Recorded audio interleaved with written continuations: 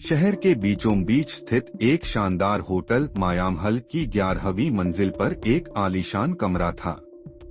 इस कमरे में एक रात एक रहस्यमयी घटना घटी जिसने पूरे शहर को हिलाकर रख दिया। रिया शर्मा, एक प्रसिद्ध लेखिका, अपनी नई पुस्तक के प्रमोशन के लिए वहां रुकी हुई थीं।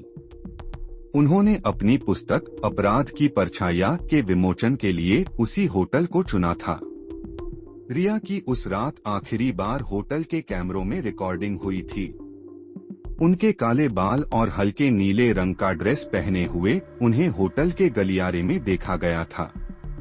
उसके बाद वह बिना किसी निशान के गायब हो गईं। होटल के कर्मचारियों ने जब देखा कि रिया अपने कमरे से बाहर नहीं आई हैं और दरवाजा भी अंदर से बंद है, तो उन्हें चिंता हुई। उन्होंने दरवाजा खटखटाया, लेकिन कोई जवाब नहीं मिला। फिर उन्होंने मैनेजर को बुलाया और मास्टर की से दरवाजा खोला। इंस्पेक्टर अरविंद चौधरी इस मामले को सुलझाने के लिए नियुक्त किए गए। अरविंद एक अनुभवी पुलिस अधिकारी थे, जिन्होंने कई पेचीदा मामलों को सुलझाया था। उन्होंने सबसे पहले रिया के कमरे की तलाशी ली। कमरे में सब कुछ सामान्य दिखाई दिया। बिस्तर ठीक से लगा हुआ था, सामान व्यवस्थित था, लेकिन एक चीज ने अरविंद का ध्यान खींचा, रिया की डायरी। डायरी में लिखे आखिरी कुछ पन्नों में रिया ने कुछ अजीब बातें लिखी थीं। उन्होंने लिखा था कि उन्हें ऐसा महसूस हो रहा है कि कोई उन्हें देख रहा है और उनके हर कदम पर नजर रख रहा है। उन्होंने लिखा था कि उन्हें अपने जीवन पर खतरा महसूस हो रहा है। यह डायरी किसी गहरे रहस्य की ओर संकेत कर रही थी। जांच के दौरान अरविंद को पता चला कि रिया की पिछली किताबों में कई ऐसे मामले थे जिन्हें उन्होंने हल किया था, लेकिन एक मामला ऐसा था जो उनकी किताबों में जिक्र हुआ था पर सुलझा नहीं था, छायाओं का खेल। इस मामले में एक रहस्यमयी व्यक्ति ने कई लोगों की हत्या की थी, लेकिन कभी पकड़ा नहीं गया। रिया ने अपनी किताबों में इस मामले का जिक्र किया था और ऐसा लगता था कि वह इस मामले को सुलझाने के करीब थी। अरविंद ने रिया की किताब को ध्यान से पढ़ना शुरू किया और उसके अंदर के छिपे हुए संकेतों को समझने की कोशिश की।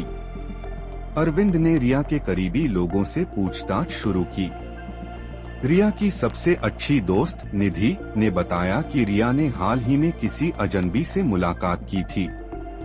उस व्यक्ति ने रिया को छायाओं का खेल के बारे में कुछ नई जानकारी दी थी। निधि ने बताया कि रिया बहुत उत्साहित थी, लेकिन साथ ही डरी हुई भी थी।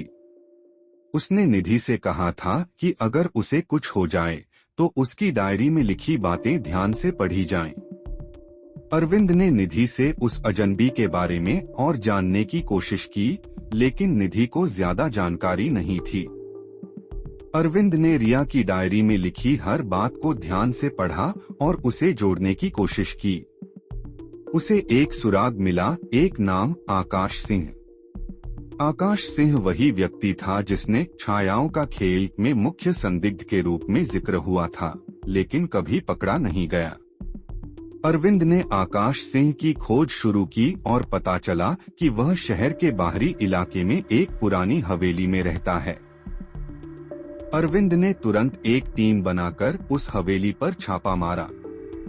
हवेली के अंदर अरविंद और उनकी टीम को एक अंधेरा और भयावह माहौल मिला। अंदर एक तहखाना था, जहां उन्हें रिया बेहोशी की हालत में मिली। तहखाने में कई पुरानी फाइलें और दस्तावेज थे, जिनमें छायाओं का खेल के कई पीड़ितों की जानकारी थी। आकाश सिंह वही था और उसने अरविंद पर हमला कर दिया। दोनों के बीच संघर्ष हुआ, लेकिन अंततः अरविंद ने आकाश को पकड़ लिया और रिया को सुरक्षित बाहर निकाला। रिया को अस्पताल में भर्ती कराया गया और धीरे धीरे वह ठीक होने लगी। आकाश सिंह को गिरफ्तार कर लिया गया और उसके खिलाफ ठोस सबूतों के आधार पर मुकदमा चलाया गया। रिया ने अपने अनुभव को अपनी नई किताब छायाओं का पर्दाफाश में लिखा और इस बार उन्होंने उस रहस्यमयी मामले को सुलझाकर दिखा दिया। इंस्पेक्टर अरविंद चौधरी की मेहनत और समर्पण ने एक बार फिर से न्याय की जीत को सुनिश्चित किया। शहर में एक बार फिर शांति लौट आई, लेकिन मायामहल के उस कमरे की कहानी हमेशा के लिए रहस्यमयी और रोमांचक बनी रही।